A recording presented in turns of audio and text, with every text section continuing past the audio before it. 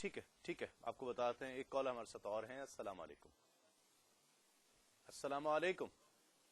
Line drop ہو گئی ہے. ایک مختصر سا وقفہ اور وقفے کے بعد وقت ہوگا سنہری بات کا. آپ کے سوالوں کے جواب بھی شامل کریں گے. ایک مختصر سے وقفے کے بعد لوٹتے ہیں.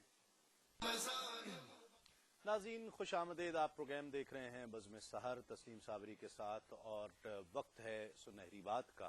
آج سنہری بات میں آقا علیہ الصلوۃ والسلام کے جس اسم گرامی کا تذکرہ ہے وہ ہے نبی.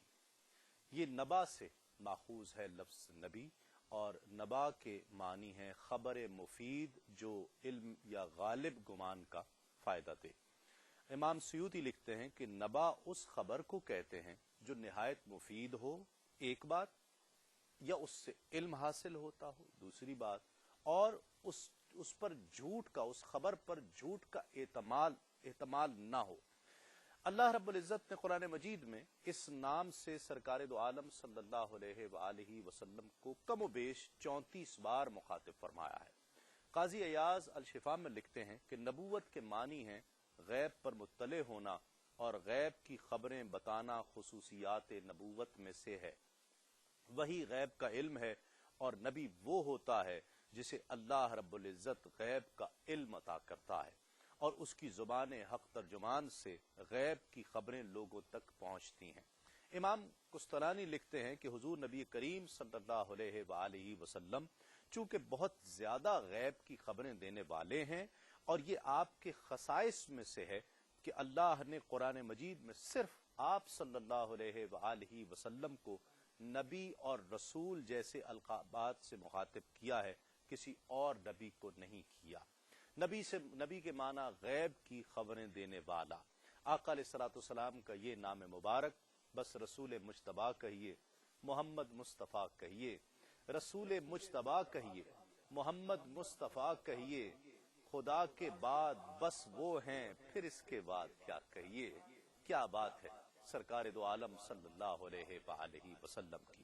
ناظرین محترم کلام شامل کرتے ہیں اور جس کلام کی زیادہ فرمائشیں آئی ہیں پنجابی کا یہ کلام ہے. آپ بھی اسے پسند کرتے ہیں، سماعت کیجیے.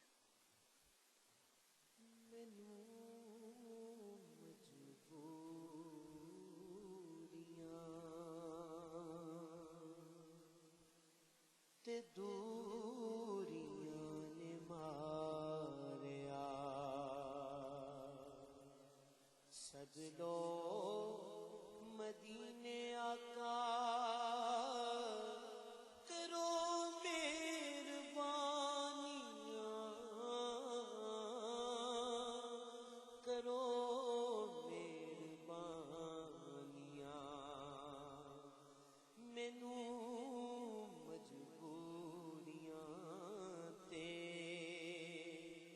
دوریاں نے ماریا. ڈاڈا ہاں غریب آقا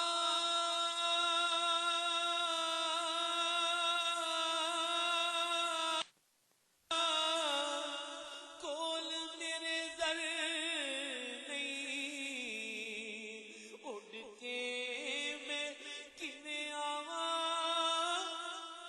نال میرے پر میرے پر نہیں. تساں بھی تے تیرا کا بڑی دور لا لیا. سد لو مدینے آقا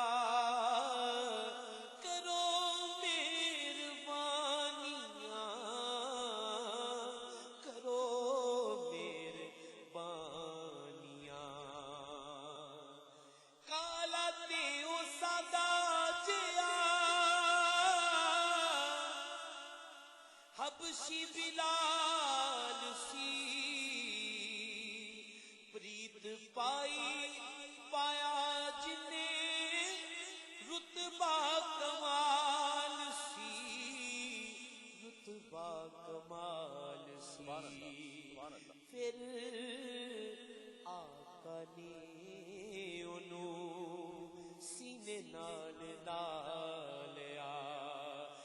سدلو مدینے آقا کرو مہربانیاں، کرو مہربانیاں، جا کے کدی دیکھا سونے گنبد دیاں ہریالیاں، پھر میں نیازی چما روزے دیاں جالیاں، روزے دیاں جالیاں، اپنا تیرونا سارا میں شیراں وچ سنا لیا، سد لو مدینے آقا کرو مہربانیاں، کرو مہربانیاں، کرو ماشاءاللہ، مہربانیاں۔ بہت خوب، بہت خوب، ماشاءاللہ۔ مفتی صاحب سوالوں کے جوابات ہم دے رہے تھے جی۔ جی، ایک بھائی نے سوال کیا تھا کہ انہوں نے یہاں لڑکی سے ہائی کورٹ میں نکاح کیا ہے تو یہ جائز ہے یا نہیں؟ تو بہرحال بات تو بالکل واضح ہے، ہائی کورٹ میں یعنی عدالت میں نکاح کیا جائے یا کہیں بھی کیا جائے، اگر شرعی تقاضے پورے کیے گئے ہیں، ایجاب و قبول ہوا ہے، دو گواہوں کی موجودگی میں ہوا ہے، شرعی گواہی کا معیار پورا ہے، تو یہ نکاح مطلب منعقد ہو جائے گا۔ اچھا، ایک سوال یہ کیا تھا بہن نے کہ رمضان شریف میں اگر کوئی وفات پا جائے اس کے لیے کوئی خاص فضیلت ہے یا نہیں؟ تو احادیث سے ثابت ہے کہ رمضان شریف میں جو وفات پا جائے تو حساب و کتاب سے اس کو بری کر دیا جاتا ہے، جیسے جمعے کے دن یا جمعے کی رات میں انتقال کرنے والی کی ایک فضیلت آئی کہ وہ قبر کے امتحان سے محفوظ ہو جاتا ہے، تو ماہ رمضان المبارک کا بھی ایک مقام ہے۔ اچھا، اسی طریقے سے ایک بھائی نے سوال کیا تھا کہ بار بار ایک وسوسہ، ایک خیال آتا ہے کہ کچھ کسی نے کچھ کیا تو نہیں ہے، ایک خیال اور ایک وسوسہ ہے، تو اس میں اپنی حفاظت کیسے کی جائے اس خیال سے؟ تو دیکھیں، جب وسوسہ یا اس طرح کے خیالات پریشان کریں تو اس میں سب سے پہلا علاج تو یہ ہے کہ آدمی توجہ نہ کرے، تو یہی بنیادی علاج ہے۔ آدمی جتنی توجہ کرتا رہتا ہے، جتنا ایسے خیالات کو فالو کرتا ہے، وہ اتنا زیادہ پریشان ہوتا ہے۔ اور دوسرا یہ کہ پھر اللہ تبارک و تعالیٰ کے ناموں کا ورد کریں، شیطان سے پناہ طلب کریں، اللہ تبارک و تعالیٰ کی جانب آئیں تو انشاءاللہ حفاظت ہوگی۔ اس کے علاوہ ایک سوال کیا تھا کہ کوئی گھر ہے ان کا کرائے پہ دیا ہوا ہے، گاڑی ہے وہ بھی رینٹ پر دی ہوئی ہے، تو اس پر زکوٰۃ کا کیا حساب ہوگا؟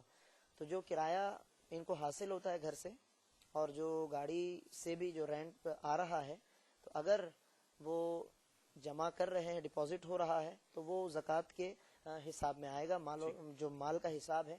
اور اگر بالفرض استعمال کر لیتے وہ رینٹ، تو ظاہر ہے کہ وہ پیسہ بھی استعمال ہو چکا اور گھر پر یا اس گاڑی پہ بہرحال ایسی صورت میں زکوٰۃ نہیں ادا کی جائے گی۔ ٹھیک جی مفتی صاحب۔ ایک بھائی نے پوچھا تھا کہ ان پہ کسی نے جادو کروا دیا، کسی نے ان کو، نمازیں بھی پڑھتے ہیں، وظیفے اور آیت الکرسی وغیرہ پڑھنے کی تجویز کی تھی لیکن جادو کٹتا نہیں ہے۔ دیکھیں، مسئلہ یہ ہے کہ بات وہی ہے کہ اللہ تبارک و تعالیٰ کا جب تک ارادہ ہے کہ آپ کرائسس میں رہیں گے تو وہ اپنے وقت پہ ہی ختم ہوگا۔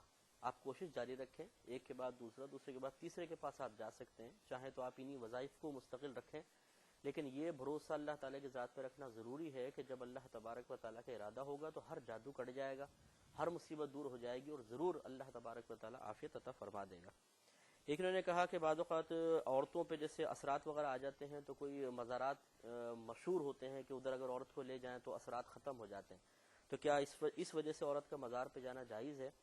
دیکھیں، ہمارا مشورہ یہ ہوگا کہ چاہے کتنی ہی مشہوری کیوں نہ ہو، اپنے گھر میں ہی علاج کروایا جائے، کیونکہ ایسے مقام پر جا کر پھر بے حرمتی سے بچنا بہت مشکل ہوتا ہے، بے پردگی سے بچنا، اور پھر اس کے سائیڈ ایفیکٹ اور بہت سارے دیکھے گئے ہیں کہ مطلب یہ کہ اور جرائم ہو جاتے ہیں، گناہ کے کام ہو جاتے ہیں۔ اس لیے بہتر یہ ہے کہ بزرگوں کا تصرف خالی مزار تک موقوف نہیں ہے، باعطائے الہی اگر واقعی بزرگ ہیں تو ان کا تصرف تو پورے عالم میں جاری ہے، تو آپ کامل یقین کے ساتھ گھر میں بیٹھ کر اگر توجہ اس طرف کریں تو اللہ تعالیٰ کی عطا سے وہ بزرگ اگر کرم فرمائیں گے اور اللہ کو بھی منظور ہوا تو انشاءاللہ گھر پر ہی علاج ہو جائے گا۔ یہ چلے کی حقیقت پوچھی تھی. چلہ 40 کے نسبت سے کہا جاتا ہے. یہ 40 دن کے بعد وظائف ہوتے ہیں, عبادات کے طریقے ہوتے ہیں اور مخصوص اس کے طرق ہوتے ہیں. اس میں ترک جلالی جمالی ہوتا ہے, ہر قسم کی چیزوں کو ترک کر دینا ہوتا ہے کھانے پینے کی, اور پھر اس کے اچھے مثبت اثرات مرتب ہوتے ہیں, اس کو چلہ کہا جاتا ہے. صحیح. ناظرین ایک مختصر سے یہاں وقفہ ہے, وقفے کے بعد لوٹتے ہیں اس یقین کے ساتھ آپ کہیں نہیں جائیں گے. نام لینا اصل میں اس بات کی معرفت کے لیے ہوتا ہے کہ کس کے ساتھ نکاح ہو رہا ہے اور دونوں نام اس کا فائدہ دے رہے ہیں, لیکن بہتر یہ ہے کہ نکاح نامے میں وہ نام لکھوایا جائے جو ڈاکومنٹس میں آپ یوز کر رہے ہیں, کیونکہ وہ ایک قانونی حیثیت رکھتا ہے, اس میں وہی نام لکھوانا ہوگا. 8 تولہ سونا ہے, کہتے ہیں پیسے نہیں ہے جس سے زکوٰۃ ادا کریں, کیا کریں؟ تو صحیح طریقہ تو یہ ہے, فقہا نے فرمایا کہ آپ سونا بیچیں اور اس سے پھر اپنی زکوٰۃ کو ادا کریں. ٹھیک ہے. یہ کہتی ہیں سونا مکان کے لیے رکھا ہوا ہو تو پھر کیا شرعی حکم ہوگا؟ دیکھیں اگر مال نصاب ہے اور اس پہ پورا سال گزر گیا اور سال تمام پر وہ مال کسی حاجت اصلیہ کے لیے رکھا ہوا ہے اور فوری استعمال کرنا ہے تو زکوٰۃ ساقط ہے, اس پہ زکوٰۃ نہیں بنے گی. لیکن اگر کچھ عرصے بعد کا ارادہ ہے, جیسے مال پیسہ جمع کرتے ہیں مکان بنانے کے لیے, تو پھر اس کے اوپر یقیناً زکوٰۃ بن جائے گی.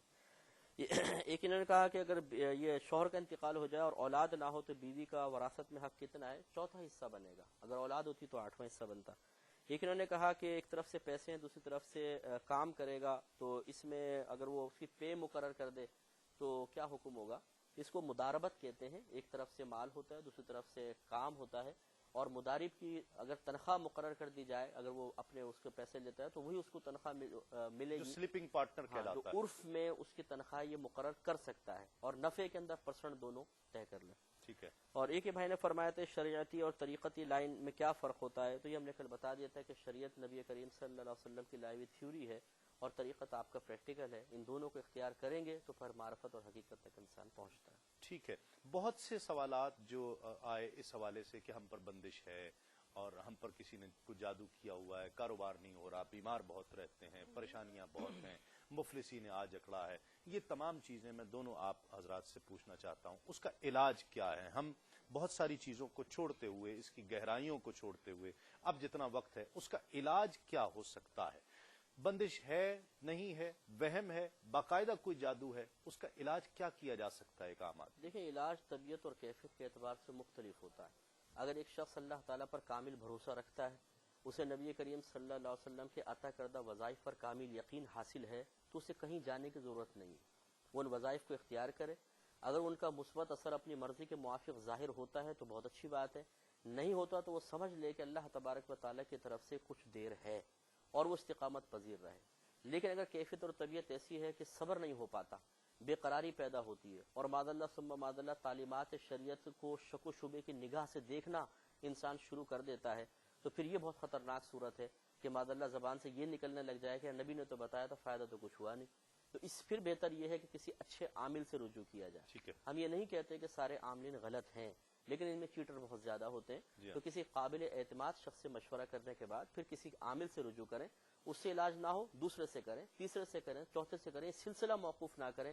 جہاں سلسلہ موقوف کریں گے وہیں شیطان بہکا کر اور انسان کو اللہ تعالیٰ کی بارگاہ میں اعتراض فرمائل کرے گا. کیا کہتے ہیں مفتی صاحب؟ جی یہ تمام باتیں جو فرمائی کہ اچھے عامل کا انتخاب اور اچھے عامل کی طرف رجوع, تاکہ بندے کے اندر شکوک و شبہات پیدا نہ ہو. اچھا, اس کے ساتھ ساتھ اس کنڈیشن تک پہنچنے سے بچنے کے لیے آدمی اپنی مجموعی زندگی میں اتباع شریعت کی کوشش کرے. عام طور پر آپ نے شروع میں